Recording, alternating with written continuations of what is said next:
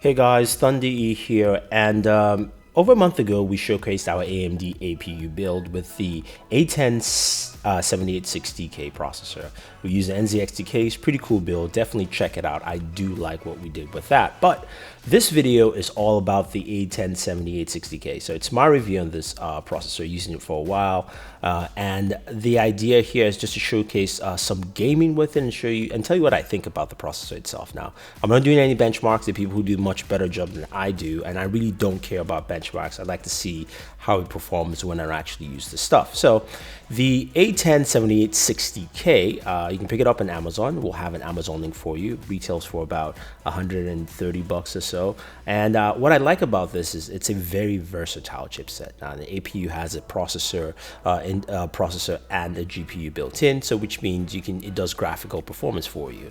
Now, in this video, we're going to show you some gaming with just the APU and some gaming, of course, with the APU and the dedicated GPU. It also has this stock fan here that AMD talks about that actually does some really good stuff in terms of cooling your APU down. But in our build, we used liquid cooling for it, and we'll go from there. So this is what the final build looked like. This is what we did, and as you can see, we have a graphics card in there. The graphics card is a Club 3D 2960 R9 285, sorry, R9 285. I said 2960. I don't know why. R9 285. So this is not a current gen card. This is from last year from AMD. But again, like I said, we'll show you the differences between performance off the card and performance with the card also as it goes.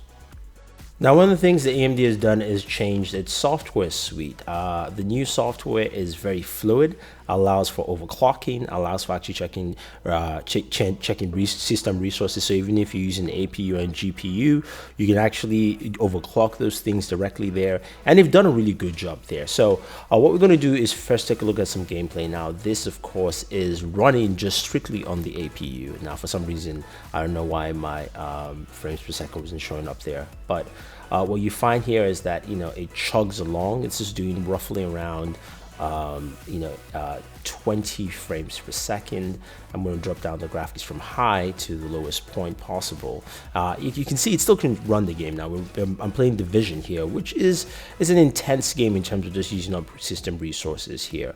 Now for the full build specs, we'll have that link for you so you know exactly what this build is running in terms of memory and performance. I believe we have about 8 or 16 gigs of RAM on here. I just can't remember offhand. But once we dropped off on the specs there, moved it to about medium, it performed a little bit better. Again, you can still see it's sluggish, but this is off the APU. I can still do this with a game like Division, which has a lot of has a very vast landscape, and also pushes in terms of just using a lot of the graphical prowess of your PC. Now this is now with the R9 285 GPU. You can see there it's already clocked at 40 frames per second. Now moving it to Ultra with that. Now again, we're running the APU, the A10 7860K. This is with the R9 285. And you can see this is the Ultra is running at 25 frames per second. Still respectable, but you're going to know that once you get into firefight situations within the game, it's going to slow down if you're clocking about 25 to 28 frames per second here. Now, again, you can see there's more detail to it, again, using the APU combined. So what this actually says is that you can use an APU and a GPU and build a gaming rig and actually enjoy it comfortably. You don't have to go on Ultra on this. I mean, you can go on high, you can customize the settings to match. You don't have to actually max out everything there. But it makes a lot of sense that the APU is that versatile. Now, if it's something, even if you're building a HD PC but you want to do some gaming on there, this is something that can do that for you quite effectively. So as we get into a firefight situation here, it's gone up to about 30. As the action builds up, you see it's going to drop a little lower, and right now it's still about 30, but as we go on, you're going to see that there, and we're going to definitely make some changes to that just so you guys can see. So I'm going to go around the corner and change my settings and actually drop that from Ultra that I have it right now on Division and go to, say, medium, and just see how that performs. So switching over to medium, You can see already now it's at 45 frames per second. Again, the APU combined with the GPU, you can really get some really good performance out of this. So what does this mean in general for having an APU or building an APU system? It means that you can do some gaming. You can definitely do gaming on there. Now it will depend from game to game, of course, and also how you set your place your settings for the game.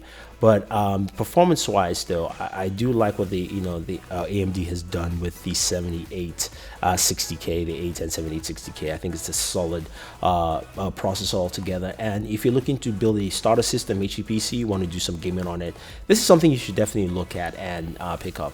Anyway, guys, if you've actually picked this up, let me know. I would love to hear your thoughts if you're looking to pick it up. Again, our Amazon link is down below. Don't forget to like and share this video, subscribe to the channel. And this is Thunder E saying thank you and always enjoy your entertainment.